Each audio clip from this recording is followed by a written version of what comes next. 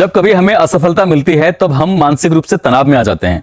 ऐसे वक्त में हमें किसी अपने की जरूरत होती है ताकि कोई सहारा मिल सके और हमें आगे बढ़ने के लिए प्रेरित कर सके।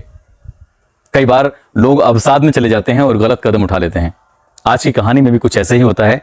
एक लड़की जो असफल हो गई थी अपनी परीक्षा में, उसे जरूरत थी किसी अपने की। एक अपना उसके पास आता तो जरूर है, मगर उसका फायदा उठाने के लिए, और वो इतना फायदा उठाता है कि वो लड़की हमेशा हमेशा के लिए काल के गाल में समा जाती है। आदाब, नमस्कार, सत श्री अकाल। मैं उस्मान सैफी। आज की जो सच्ची घटना मैं आपको सुनाने जा रहा हूं, ये सच्ची घटना है बिहार प्रदेश के जिला बेगूसराय की। दरअसल यहां का साहेब सिंह कमाल थाना क्षेत्र है। इसी सिटी की घटना है। 7 दिसंबर 2021 की रात को एक शादी समारोह का फंक्शन चल रहा था। एक परिवार के, जो रतन सिंह का परिवार है, उसके घर के सभी लोग उस शादी समारोह में जाना चाहते थे। घर में 2 बेटियां हैं, एक बड़ी बेटी है, एक छोटी बेटी है। जब उसकी मां रंजो देवी अपनी बड़ी बेटी से कहती है, बेटा शादी में चल रहे हैं, वहां पर कुछ खाना वाना खा के आएंगे, तुम्हारा भी मन लग जाएगा। मगर बेटी कहती है, मां मुझे तो यहीं सोना है, मुझे नहीं जाना किसी शादी वादी में।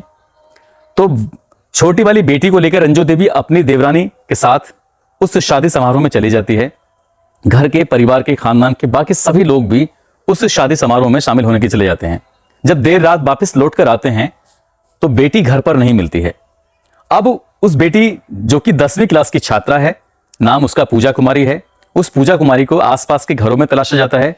साथ ही उसको उसी शादी समारोह में भी ढूंढा जाता है जहां पर दावत का प्रोग्राम चल रहा था। मगर उस बेटी का कहीं भी कोई सुराग नहीं लगता, कहीं पता नहीं चलता है। अब आसपास के जितने भी घरों के लोग हैं, सभी मिलकर उस बेटी को तलाशना शुरू कर देते हैं, और जहां तक उनकी पहुंच थी वहां तक फोन के माध्यम से भी और वैसे भी चलकर भी वो जाते हैं और उस बेटी को तलाश करने की कोशिश करते हैं। मगर पूरी रात निकल जाती है, उस बेटी का कहीं कोई सुराग नहीं लगता। जैसे ही दिन निकलता है, उस बेटी की मां रंजो देवी सीधा साहेब सिंह कमाल थाने में पहुंच जाती है और जाकर अपनी बेटी की गुमशुदगी दर्ज कराती है। यहाँ के एसएचओ इंस्पेक्टर दिनेश कुमार से कहती है कि मेरी बेटी को जल्द से जल्द ढूंढ दीजिए, मेरी बेटी का अपहरण हो गया है। इंस्पेक्टर इस मामले को गंभीरता से नहीं लेता है और उसकी मां को डांट कर, फटकार कर वहां से भगा देता है कि जाओ अपना काम करो, तुम्हारे रोज रोज के यही झगड़े हैं। ये कहकर जब इंस्पेक्टर से डांटता है तो मां रोती हुई वहां से निकल आती है और अपने परिवार वालों के साथ अपनी बेटी को ढूंढना शुरू कर देती है। 8 तारीख भी निकल जाती है और 9 दिसंबर भी पूरा निकल जाता है, मगर उस बेटी का कहीं कोई सुराग नहीं लगता है।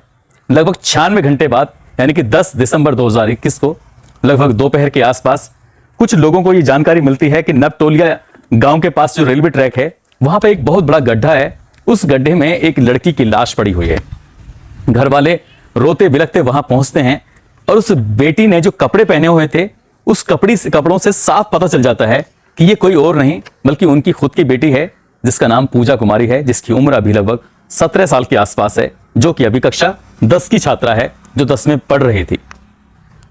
पुलिस को जब यह सूचना मिलती है तो पुलिस के होश फाख्ता हो जाते हैं, क्योंकि पुलिस ने इस मामले को गंभीरता से नहीं लिया था। और जब यह बात सामने आती है तो परिवार वालों का गुस्सा बढ़ जाता है और आसपास के गांव के लोग भी पुलिस के खिलाफ धरना प्रदर्शन शुरू कर देते हैं।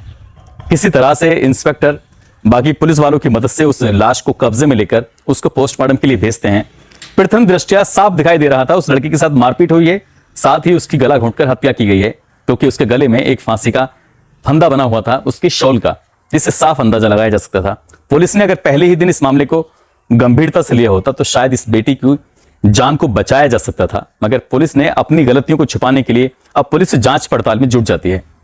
जब पुलिस जांच पड़ताल में जुट जाती है, पता करने की कोशिश करती है कि आखिरकार क्यों और किसने इस बेटी का मर्डर किया है, तो पुलिस फिर आसपास के लोगों से पता करती है तो पता चलता है कि लगभग 1 साल पहले भी ये लड़की कक्षा 10 की छात्रा थी, और अचानक ही जब रिजल्ट आता है तो रिजल्ट में ये लड़की फेल हो जाती है।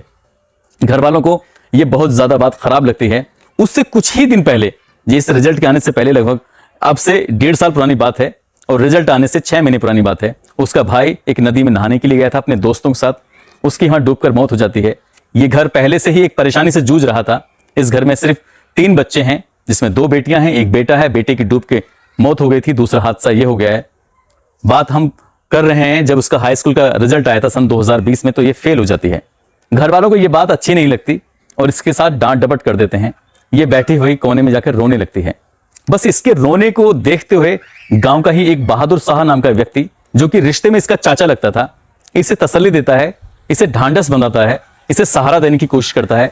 ये दिखाने की कोशिश करता है कि मैं तुम्हारा अपना हूं, और बस इसी बात से इस लड़की का वो दिल जीत लेता है, जबकि रिश्ते में चाचा होता है। और यहां से इन दोनों की प्रेम कहानी शुरू हो जाती है।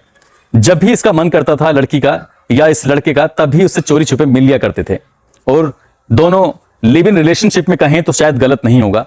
उस लड़की के साथ वो ऐसे ही एक रिश्ते में बंध गया था, जिस रिश्ते की इजाजत ना कानून देता है और ना ही समाज देता है और ना ही परिवार देता है।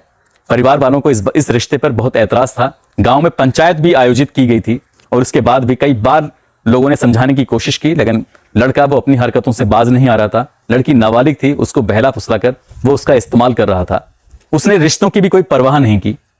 जब रंजू देवी थाने में जाकर शिकायत दर्ज कराने जाती है तो सबसे पहले वो यही बात कहती है कि साहब, मेरी बेटी किसी और के कब्जे में नहीं बल्कि बहादुर शाह के कब्जे में है। आप चाहो तो उसको गिरफ्तार कर लीजिए, मेरी बेटी उसी के कब्जे में है। मगर पुलिस ने इस मामले को गंभीरता से नहीं लिया, क्योंकि पहले जो पंचायतें होती थी उस पंचायत में पुलिस भी जाती थी और पुलिस भी समझा के आया करती थी। मगर पुलिस किसी के प्रेशर में, किसी के दबाव में काम कर रही थी, इसलिए बहादुर शाह के खिलाफ कोई कार्रवाई नहीं की।